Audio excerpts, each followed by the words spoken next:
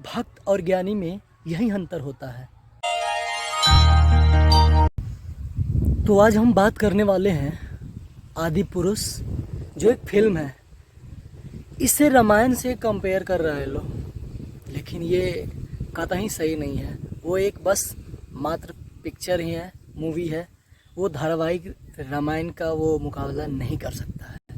दोस्तों, इस पिक्चर में जो डायलॉग्स हैं छपरी स्टाइल के, कपड़ा तेरे बाप का, तेल तेरे बाप का, लंका तेरे बाप का और जलेगा तेरे बाप का, इस तरह के डायलॉग्स बुलवाए गए हैं श्री हनुमान जी से। इस डायलॉग के जो राइटर हैं मनोज मुंतशिर जी, उनका कहना है कि ये मॉडर्न युग आ गया है और जो यूथ हैं वो इसी भाषा में समझेंगे, इसलिए उन्होंने ऐसी डायलॉग्स जो हैं चिपका दिए हैं। लेकिन जो ये चाहते थे कि अलग तरीके से हम यूथ को कनेक्ट करें अपने रामायण से, ये उल्टा पड़ता हुआ नज़र आ रहा है। ऑडियंस का मांग है कि इसको बदला जाए, लेकिन इनका कहना है कि इसमें गलत क्या है।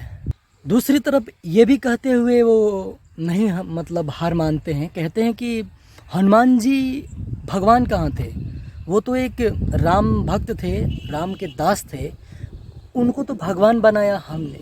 बजरंगबली भगवान नहीं है, भक्त है, हमने उनको भगवान बनाया। ये एक अहंकार ही है, दूसरा और क्या बोल सकते हैं इसे हम। रामायण में जब एक प्रसंग है, जब राम जी रावण के साथ युद्ध कर रहे थे, तो एक समय ऐसा आया कि रावण अपनी गुणगान करते हुए नहीं थक रहा था।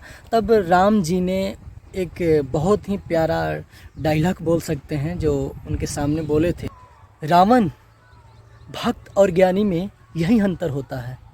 भक्त अनपढ़ मूर्ख हो सकता है, लेकिन हृदय का सच्चा और मन का सरल होता है, परंतु ज्ञानी तुम जैसा मूर्ख दुष्ट भी हो सकता है।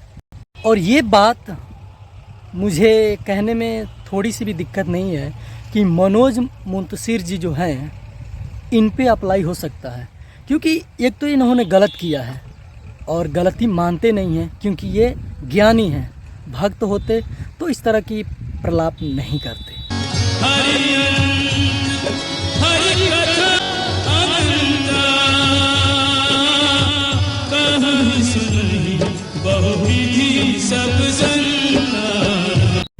इस श्लोक का मतलब है कि भगवान का अनंत रूप है और इनका कथा अनंत है, यानी कि इन्हें बहुविधि यानी कि अनेक विधि से गाया और सुना जा सकता है।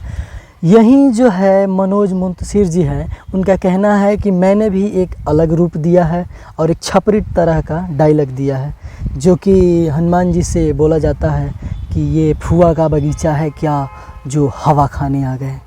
इसका मतलब ये नहीं है कि रोड छाप डायलॉग छपरी स्टाइल में कोई भी आए और जैसे भी मर्जी वैसे बोल के चला जाए। ये धारावाहिक है। 80 के दशक में जब रामानंद सागर जी इस धारावाहिक को मतलब बना रहे थे, तो इसका जो स्टार्टिंग जो सॉन्ग है, जैसे मंगल भवन, यहाँ से शुरू होता है। यहाँ से धारावाहिक को इस तरह से उसे मतलब प्रेजेंट किया गया है कि जब आदमी उसे सुनता है तो एक अलग दिशा में जाने लगता है, उसका मन जो है शांत होने लगता है। और इसे देखने के बाद भैया वो तो राम ही जाने के कैसे कैसे प्रभाव हो रहे हैं। अलग अलग समय में इसे अलग अलग तरह गाया गया, लेकिन इतना अलग नहीं गाया गया। कलयुग में ही गोस्वामी तुलसीदास जी ने अवधी हिंदी में लिखा, जो इतना प्रचलित है। अभी हम जहाँ भी सुनते हैं उनकी चौपाई कितना मधुर होता है।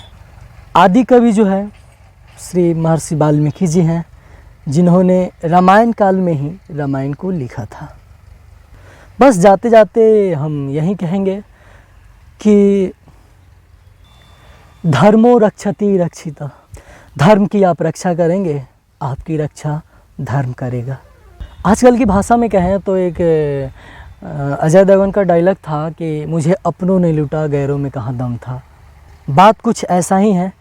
हमारे हिंदू भाई ही लगे हुए हैं अपनी संस्कृति को कुछ मिट्टी में मिलाने की काम कर रहे हैं, तो हम दूसरों को क्या कहें। बस भगवान सबको सद्बुद्धि दें। जय श्री राम।